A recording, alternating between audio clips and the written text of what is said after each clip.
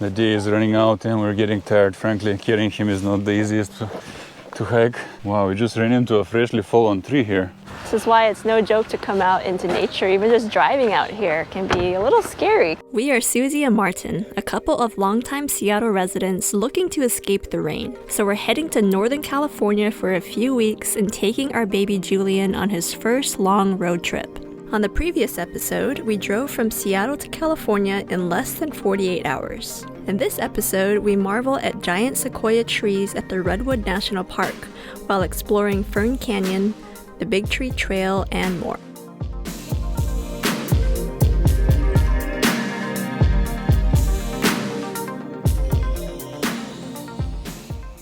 We're up early this time for sure. Well, sort of. It's like 9, a little after 9 a.m.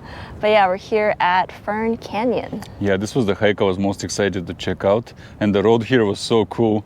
It was some real off-roading, almost real off-roading. Dirt road, but very cool scenery. Yeah, it goes through the forest and then it ends up on the beach and lots of potholes towards the end. But yeah, really scenic drive. And now we're gonna start the hike. So yeah, that's the parking lot. As you can see, not super popular today, which is great for us. Maybe not so great if there is a mountain lion out here. So it starts off in that little mud path and then all of a sudden it becomes very forested here. This is the legendary drought of California. So you know. This is in pretty big contrast to yesterday's hike, which was more orange and yellow, a lot more fall color. And here it's just green. There are tons of leaves on the ground, but they stayed green. They didn't turn very yellow or orange this time. We made it to the canyon portion of this hike, and it does remind us a lot of the Narrows so far over at Zion National Park. But this one is quite a bit different, but it's the same in that it's all water. The issue is we couldn't find waterproof shoes for Susie, and we don't know how far she can go. And if I go on my own with Julian, there are cougars out here, and I don't want her alone with cougars either, so. But yeah, the other issue is that it's really cold. Like we're just standing here and we can feel how chilly it is. And Julian's only got one layer on and he's not moving his body very much. So we'll see. He's pretty fine. Yeah. He's warm, I can feel him. Okay. Yeah, it's deep. Yeah, I know. The best bet is probably over this log. With the wood, it's okay. Right, but towards the end, at the end of the wood. Yeah, you end up falling. It's actually better off past the initial obstruction there. But right here, it's completely flooded. I mean, I would need like wading shoes at this point. Magnificent, gorgeous place. So this one will have to go on the list for the summertime. Okay, I made it there and back, minimal flooding, but around the corner it's totally flooded. I cannot proceed there myself with watertight shoes, so that's what it is.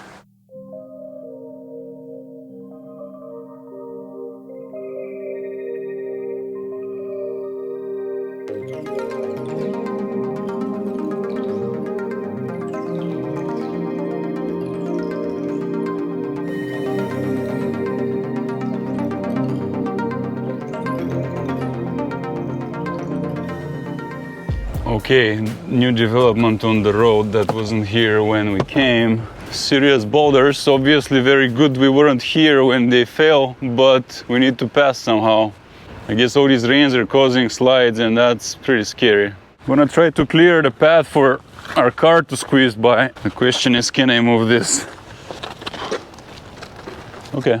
This is why it's no joke to come out into nature. Even just driving out here can be a little scary because yeah, that would have been terrifying if we'd been driving by and that rock would have hit us. Like, I don't know, that would have been game over in a lot of ways. Great examples here of why we have a Jeep now. Well, last time I came here I was with a lowered Acura, I couldn't do any of this. But this river is getting bigger here. Yeah, look at that. So I'm gonna raise the car a little. You guys know about the slide, huh? That's what we're Okay, yeah. I'm glad you made it. Yeah, we are too. I had to roll some rocks over. Okay. All right, we don't know what trail we're catching, but it looks pretty awesome, so we're just gonna go. It's right next to the parking lot, and yeah, it looks pretty accessible actually. It's a nice bridge, and it goes around, winds around these giant trees. Yeah, it's pretty amazing. And a really, really pretty creek down there too.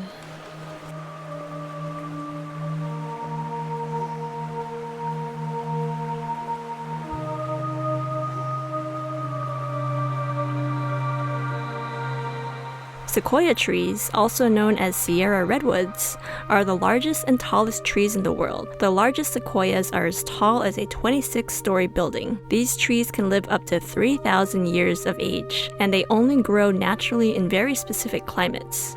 Julian is impressed. Right off the visitor center, it becomes crazy with such big trees. Big clusters of sequoias here, the most we've seen by far on this trip, and the most I've ever seen. Absolutely incredible, majestic tree here. It's incredible in this forest. I really like it here. This is the best trail so far that we've taken. It's called the Big Tree Trail.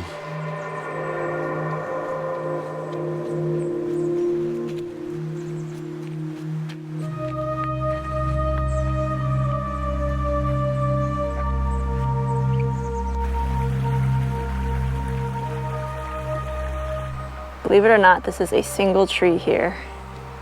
This forest by far has some of the biggest trees that I've ever seen, and some of them are taking just crazy shapes that you would never think trees could. So this was the main attraction of our hike today. This is the big tree, and it is 286 feet tall. I am 5'3" to give you a reference point of just how tall this tree is, but it's also estimated to be about 1,500 years old.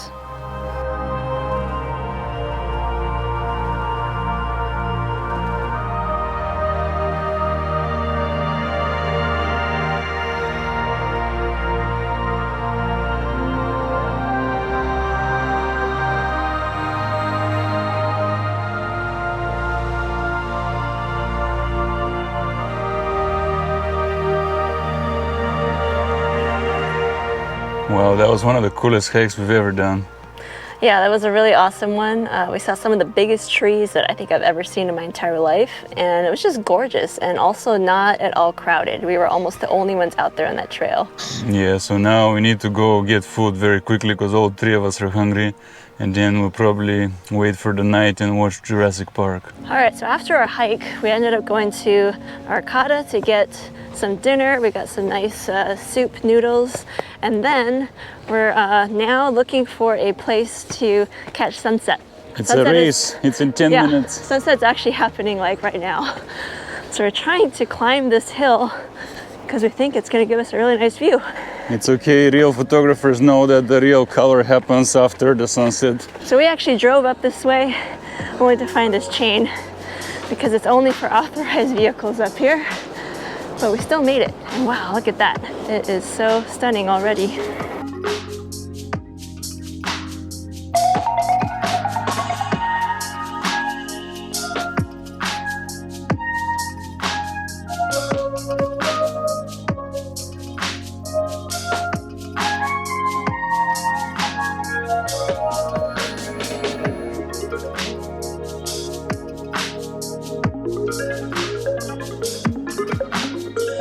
All right, well, we ran up this hill. It was actually kind of short, but it was definitely kind of a hill.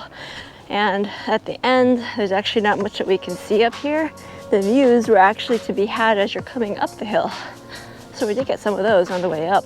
We'll go back down and we'll see whatever there is to see left for the day and drive home. We're not far.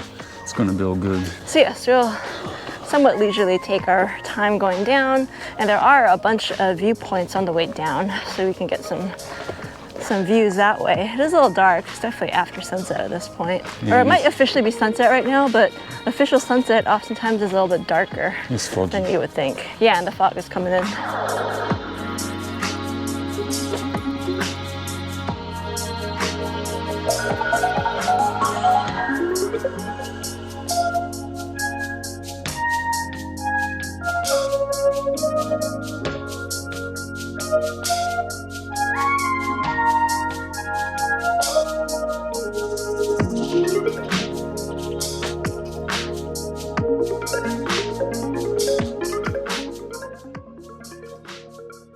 All right, up bright and early and out at 11 again.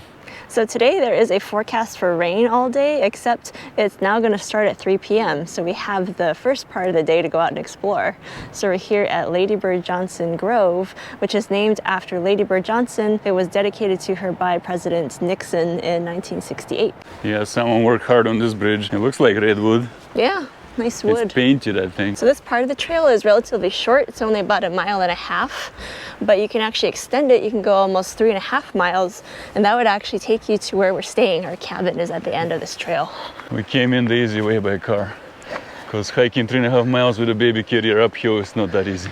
Easy, pleasant walk so far. We started seeing the big trees. Julian is impressed. This forest is quite a bit different from yesterday's, and that is partially because of the elevation. We're at a higher elevation. We drove up a little hill to get here. So yeah, the foliage is very, very different up here. There's a whole lot more deciduous around us. Big leaves that are still green. It's actually evergreen, but it's more broad leaves instead of just conifers. Big trees all above. Yeah, see? This is what is above us. But the ground is still red. It's Yeah. pretty cool. Yeah, these redwood sequoias make some red kind of flower or fruit or whatever it is, and the trails become red. It's cool. Very beautiful forest, one of my favorites easily. It's probably the best one, but there's some in Washington also, like the whole rainforest. Look at this texture. Come up to this tree and it's like, geez. Just like the bark, like the grooves go in so deep. Yeah. It's just incredible. The trunk is way taller than a human. Yeah, it's thick. So thick. There's the tree. Get that big tree energy. Here's one that hollowed out and ferns now live in the top. There are clovers all around, and I've been looking for a 4-leaf clover for Julian. But I've looked many times in my life and I've never ever found one. It's really hard. But I'll keep looking. Look, they're like little shelters. Oh, a little They're kind of cute on tunnel. both sides. Oh, yeah. What lives there? Little rain shelter, maybe. I guess you can walk down this little trail. And if you get caught in the rain, you have a awesome home in here. Hollowed out with some windows. Wow, a cavern. Check out how small Susie and Julian are inside this tree. Incredible. Wow, that's so cool. And it goes way into the sky where we can't even see the top. Yeah, huge.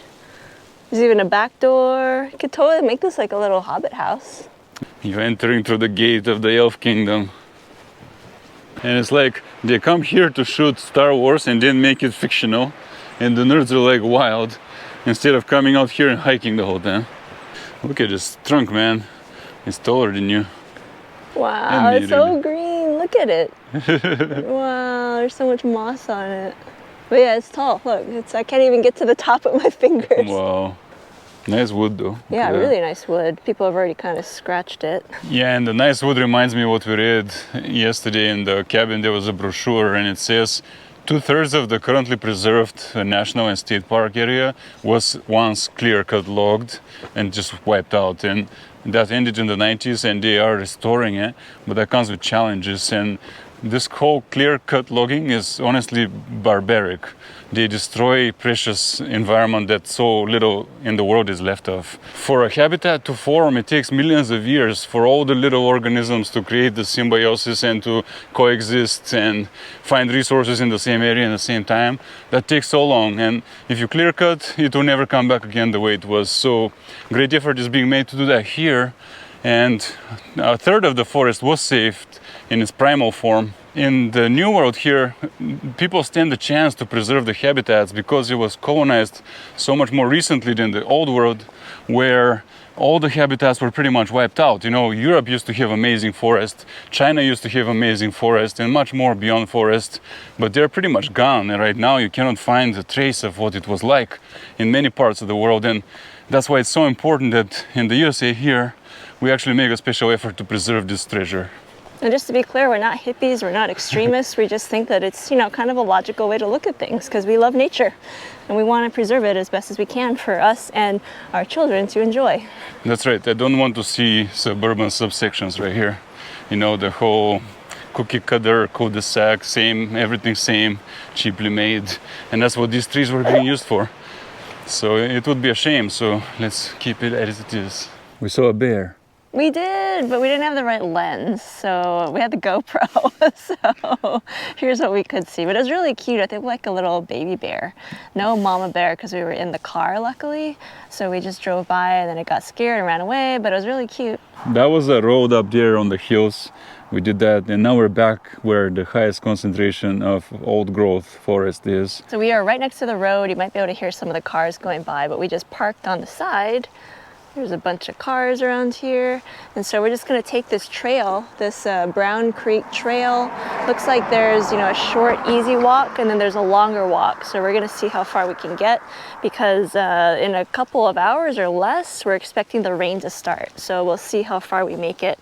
We brought our ponchos, we have an umbrella, so we'll see. The trees might give us a little bit of cover from that, but we will walk for as long as we can. We also don't know how much patience Julian has for the carrier. Yesterday he ran out. This forest is already one of my favorites ever. I love this forest. It is Where we so were good. earlier, that Ladybird Grove, it is pretty, but it's different. It's just not as, I don't know, there's just something, this one feels wetter for sure. It's drier up top, Yeah. but because it's wetter, I think it just looks and feels cooler for some reason. It's got a cool vibe. It feels a lot more like that primal forest that you come here for, that you don't see almost anywhere else. We have a bit of it in northwestern Washington, but other than that, I've never seen anywhere in the world with this kind of forest. And actually today, because it's cloudier today, it's not so sunny. It's actually nice because the lighting is a lot more even, so it's going to make it a lot easier to shoot it. What do you think, Julian? Do you like the rainforest and the big tree energy? He feels that we're in a different place. Yeah. Wow. You want to jump in there? No. Yeah, no. I'm good, but for scale, right? Like, yeah, I could fit in there. It could be like my little cave shelter. Yeah, let's see. Oh, it's dark indeed. Yeah, here's like just the base of the trunk is way bigger than Susie. Oh my God, I have to be on my toes to touch just this part right here. Yeah, and so tiny, and there's the actual tree here. Wow. Way into the sky. Incredible. Yeah, and they're everywhere. They're all around us. It really feels like a magical kingdom here from fantasy, not reality, because just around every corner your eyes are popping out. It's mesmerizing. Look at the kind of stuff you see. Giant trees, ferns everywhere. It's so green. Soon there'll be a troll around the corner. Hello. Hi, how's it going? So you can see how at the time these folk tales and fairy tales were written, something like 1,000 years ago in Europe, they were inspired by such forests that were since cut down. Famously in the late Middle Ages, Europe was basically terraformed. Forests were cleared, bogs were dried, and all that stuff. And so very little of this land remains in the world where it's untouched, and you see primal nature just like it was before humanity altered the whole planet. So check this out. There's an immense tree fallen here, lying down horizontally. Many things are growing off it. And then you come around, you see the bottom of it, what the roots used to look like, almost the trunk here. And then from it right here, a whole nother tree is growing on top of it. And then it goes up and up and up in there. So you have trees growing on top of trees, many.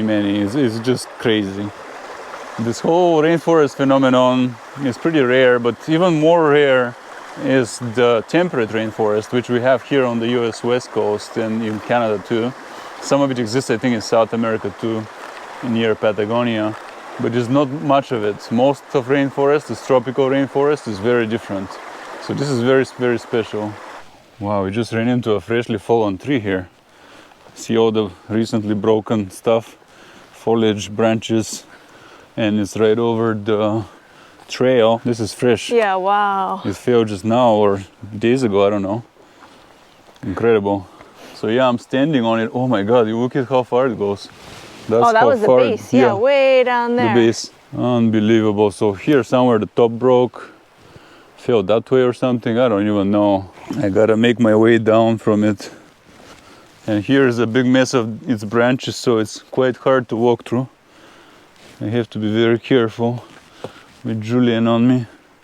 That was quite the experience. Here's Susie standing on it, see the scale? She's tiny.